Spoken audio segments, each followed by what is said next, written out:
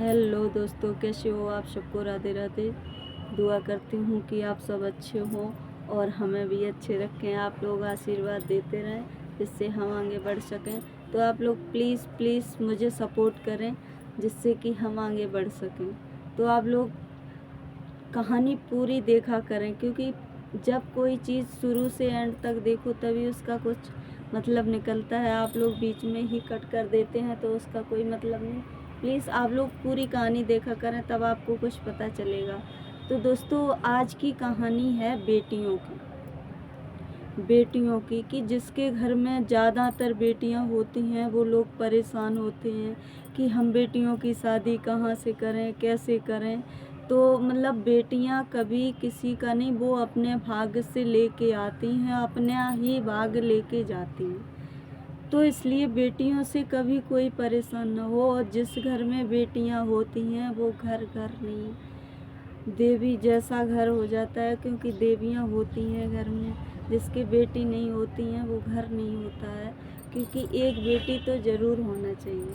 हम लोग हाथ पीले करते हैं, उनके पैर पूजते हैं ना, तो एक बेटी तो ज़रूर होना चाहिए। अब जिसके हैं नहीं तो वो तो भगवान की मर्जी है, लेकिन बेटियां ज़रूर होती हैं। बेटियां देवी का रूप होती हैं। तो दोस्तों, चलिए कहानी की तरफ चलते हैं कि एक राजा था, राजा की 3 बेटियां थीं।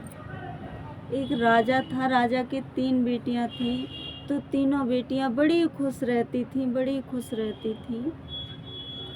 कोई उन्हें मतलब किसी चीज़ की टेंशन नहीं थी, क्योंकि वो राजा की बेटी थी, तो उन्हें क्या टेंशन होगी। तो दोस्तों, एक दिन राजा ने विचार किया कि चलो हम पता करते हैं कि मेरी बेटियां कैसे हैं। तो उन्होंने तीनों बेटियों को बुलाया और कहा, बेटी इधर आओ, ये बताओ कि तुम किसके भाग का खाती हो। सबसे बड़ी बेटी से पूछा कि आप किसके भाग का खाती हो।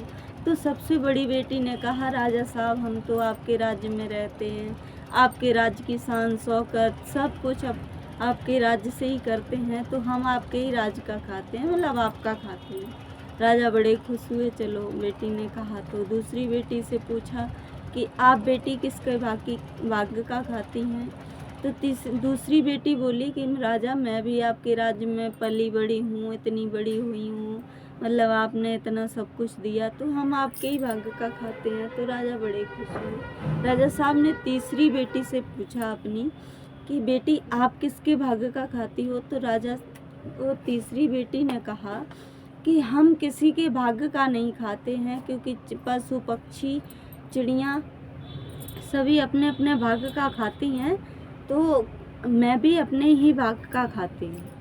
तो राजा बड़े दुखित हुए, क्योंकि मैं इसको सब कुछ दे रहे हुए और ये कहती हैं कि हम अपने भाग्य का खाते हैं। तो राजा साहब ने क्या किया, गुस्से में आकर सेना बुलाई और उसे रथ पे बिठाकर जंगल में छुड़वा दिया।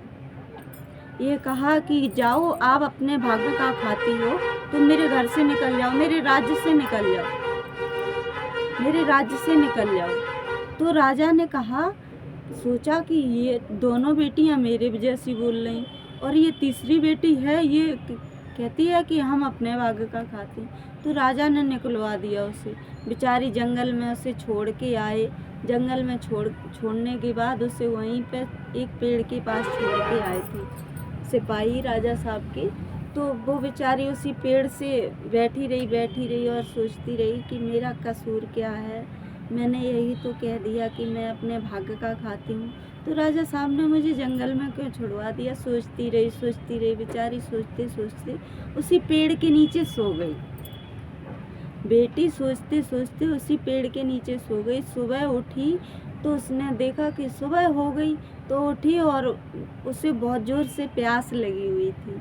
तो उसने क्या किया कि एक तालाब दिखाई दिया सामने, तो वो बोली चलो इसी तालाब में पानी पीते हैं। तो बेचारी उठ के गई, हाथ मुंह धुले। जैसे ही पानी पीने को कहा उसने, वैसे ही वो तालाब सूख गया। बेचारी ने पानी नहीं पिया। तो बेचारी सोचने लगी कि मेरी किस्मत में क्या है, मैं पानी पीने के लिए आई, ये तालाब ही सूख गया। तो उस तालाब में सूखते ही देखा क्या कि उस तालाब के बीचों बीच सीढ़ियाँ थीं। तो वो उसी तालाब के सूखे हुई तालाब के अंदर घुस के उस सीढ़ियों से उतरने लगी। सीढ़ियों से उतरने लगी तो उसने देखा अंदर जाके कि वहाँ बहुत सुंदर सा नज़ारा था। बहुत सुंदर सा नज़ारा था, अच्छा सा एक बाग था, उसमें महल थे, सब कुछ वहाँ पे मौजूद था। तो उसने देखा तो बहुत अच्छा महल है, बगीचा है। तो बेचारी ने क्या किया कि उस बगीचे से कुछ फल फूल तोड़े और बैठ के खाने लगी। फल खाने के बाद फिर उसने वहीं पे विश्राम किया और विश्राम करने के बाद वो सो गई। वहाँ पे सो गई तो उसके सपने में एक परी आई। बेटी के सपने में एक परी आई।